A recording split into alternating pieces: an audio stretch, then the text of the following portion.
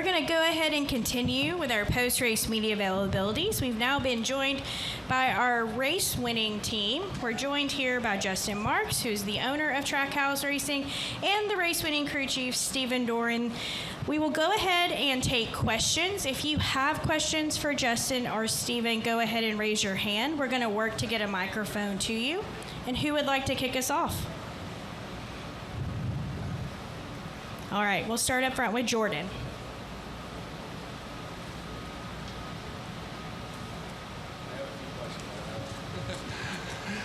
Jordan Bianchi, The Athletic. I guess this is for either one of you. What makes Shane so good here, particularly? From the outsider's perspective, it looks like it's a lot of patience, and he knows when to pick and choose his spots, and he's kind of content to just save his tires at times if he needs to. But from your perspective, you guys know best. What is it that he does so well here that is the difference? Well, I mean, for me, in my experience driving race cars for 20 years, it's his racing IQ. It's how strategic he can think while he's on the limit of the race car. You know, a lot of drivers, you know, it takes all of your mental bandwidth to drive the car fast.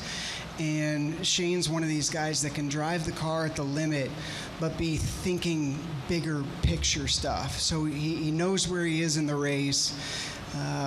And, you know, he knows how to, I mean, he's great at managing his tires, his equipment, all that kind of stuff. Plus, you know, I think for his talent profile specifically, street races are just, they come very, very naturally to him. He's got a lot of experience doing it in the V8 Supercar series.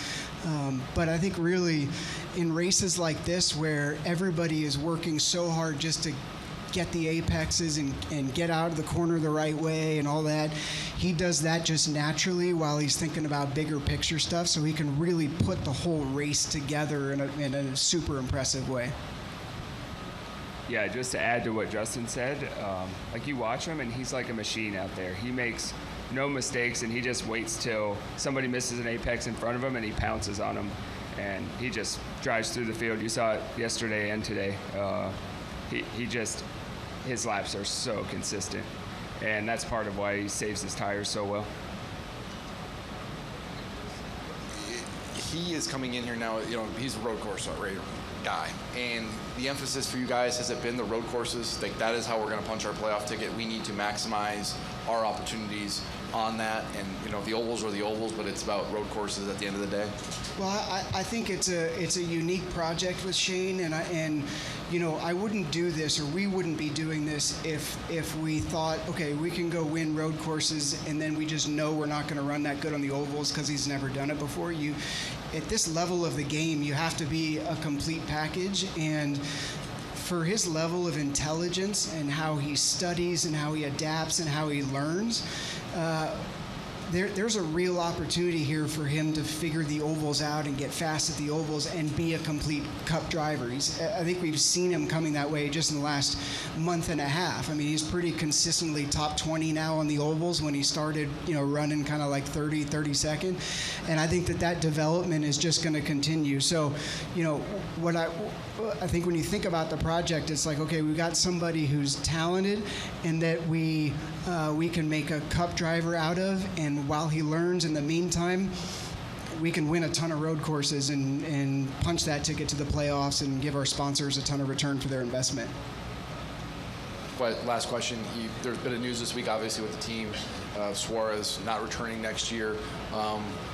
Your comment on that, and then why make this change, and why has he not had the results that the other teammates have had? Yeah, I mean, as far as results, I don't know. I mean, you know, look, Daniel's been a huge part of this company for 4.5 years now, and you know, when we sat down and looked at kind of mapped out our 3-year and our 5-year plan, and sort of the sponsorships and kind of like everything that we're trying to accomplish over the next 5 years of the company, you know, we just got to a point where, you know, we felt like that relationship had bared a lot of fruit for us, but it just was, you know, was time to move on. So, you know, I don't. As we grow and as the team grows, obviously we have to identify different opportunities.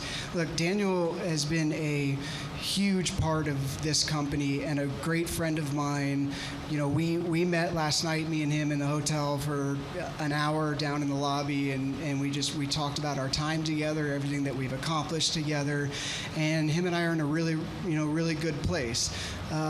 It's just, this isn't a sport where, you know, you do the same thing forever. And as we grow, you know, we just felt like, you know, it was time to you know, wrap up that relationship and you know, work to try to help him to find the next opportunity, but continue to grow as a company what we're trying to accomplish. All right, we'll continue with questions. If you have a question, raise your hand. We'll get a mic to you. We're going to go here to the far right to Noah, and then up front to Bob. Noah Poser, kicking the tires. This is for Justin. So it was a weekend sweep for Shane, a runner-up for Connor in the Xfinity race, and another top 10 today for Ross. Obviously, Daniel had a premature end to the race today, but what is your overall assessment of the weekend for your organization? Yeah, I mean, I think that it was good. I think everybody had speed. I mean, I think Ross did a good job. When Ross first came here a few years ago, he was just lost. He was completely lost, and he's worked hard on understanding what it takes to be successful here at Chicago, and they had some really good speed. I think he ran top 10, sort of top 15 all day.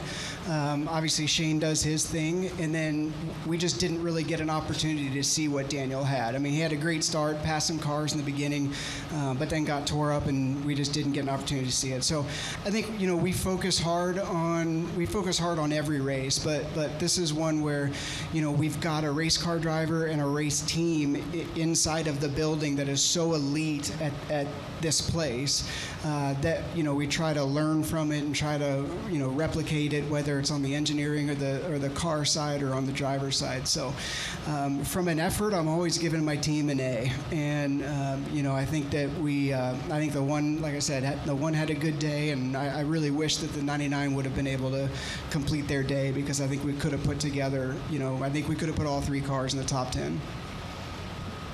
All right, we'll come up front to Bob. Bob Hawkers, Fox Sports. For both, when the 51 was buried in the barrier there, were you expecting a caution? And if so, would you have been worried about another restart? I really wasn't too worried. I saw where we were on the track. I knew there was weather coming, but was very glad to see we crossed the line before it came out. All right, additional questions? Okay, we're going to go here and then up front to Kelly. Go ahead. Brian Twining, Bethers Media Group. Shortly there before the end of stage one, you guys had originally planned to stay out. Was that kind of code talk, or was it a legit, like, last-second pivot to bring Shane down pit road? I wouldn't say it was code, but I did see how many pit the lap before. Didn't want to get buried behind them, so kind of a last-minute call, but we knew that was in the cards if a bunch of them came. All right, Kelly. Kelly, CrandallRacer.com. Stephen, you know SVG is going to do his job behind the wheel. How much pressure do you feel preparing these cars for road and street courses to just give him something in the ballpark so he can go out and do what he needs to do? Yeah, I don't know that I feel pressure. It's excitement knowing that if our team does our job, we have a good shot at it, and that's what I preach to our guys before the race. Like, just execute, smooth on pit stops, nothing fancy. Just get your job done and let him go back out there and do his thing. And our guys have been great, Mexico and here, just executing all day. Strategy was good. Just two solid days. I was going to say that I was going to go find Stephen before the race, and I ran out of time and couldn't find him. But it's like, in these positions, when you've got a guy like Shane, you know, you don't have to push or get cute or try or anything like that. It's just about doing your job well, whether it's pit crew or Stephen running the strategy or whatever. Is like just not putting yourself in a position to make mistakes and pushing too hard. It's just like, do the job and do it well, and then just let the driver go do his thing. All right, we'll go up front to Jeff, please, and then back to Bob. Jeff, right here. There you go. Justin, what do you think that Shane has to do in the coming years, I guess, to be considered the best NASCAR road racer ever. It's, he obviously has the talent to do it. It's still early, so I don't know if it's there, if that title's there yet. But like, what else do you think he has to accomplish to prove that to everybody? Well, I think it's just keep winning. I mean, I think at the end of the day, it's just keep going to these races like today where you just execute a complete race and don't make mistakes and win. I mean, I think it's super, super simple. I don't want to jump the gun, but I mean, he's the best road course stock car racer that I've ever seen. And I think when he's done with us all and walks away from the sport, I think he's going to walk away as the best road course racer that this sport has ever seen. And I think it's just, like I said earlier, it's like you put him in these situations that he's got to learn quickly and adapt quickly, and he does it. I mean, like Mexico was ridiculous. I mean, it was just ridiculous. And, everybody, it was an equalizer. Nobody had ever been there before. Everybody had to figure it out, and the guy wins by 18 seconds. And so, yeah, I don't think it's more complicated than just going to racetracks and consistently and reliably just beating everybody. All right, microphone to Bob, please. Go ahead, Bob. Yeah, Bob Pockers, Fox Sports. Justin, regardless of whether you have SVG or not, like there's some questions whether Mexico returns, a lot of doubts on whether this race returns. Do you have opinions on either? Well, I mean, I think it's a, well, Mexico in particular, I think it's a great thing that this sport is going to other countries, because what we have here is such a unique form of racing. There's open wheel racing all around the world. There's sports car racing all around the world. But the NASCAR Cup Series is one of the most competitive, if not the most competitive form of racing in the world, and it's a spectacle. And I think that, exposing people to it is important, and I think should be a very high priority on NASCAR's business development strategy. I mean, we went to Austria like 3 weeks ago to a big Red Bull event, and like Max was there with the F1 car, and the Dakar rally cars were there, and the bikes were there, and people freaked out over the Cup car. It sounded different than anything they'd ever heard before. It looked different than anything they'd ever heard before. I'm leaving Tuesday night to go to Goodwood to go. There you go. I'm leaving on Thursday night to go to Goodwood and make a couple runs up the hill in the Cup car. So I think, I think it's incredibly important. I also think that in general, street races are something that this sport should commit to wherever it is, whether it's in Chicago or San Diego or wherever it is, because I've always been a fan of finding ways to take the product to the people. If you can take what we do and plop it right in the middle of a city so people can come see it that have never seen a race before, I think that can only be good for the sport. So I've got a soft place in my heart for road racing. It's what I did for 20 years. It's what I love. And this sport's been doing it for a long time, and I think these are important initiatives. I know they're expensive. I know NASCAR doesn't really make any money doing it, but there's a bigger picture it's solving for, and that's exposing this sport to more and more people who have not seen it before. All right. Any final questions for Justin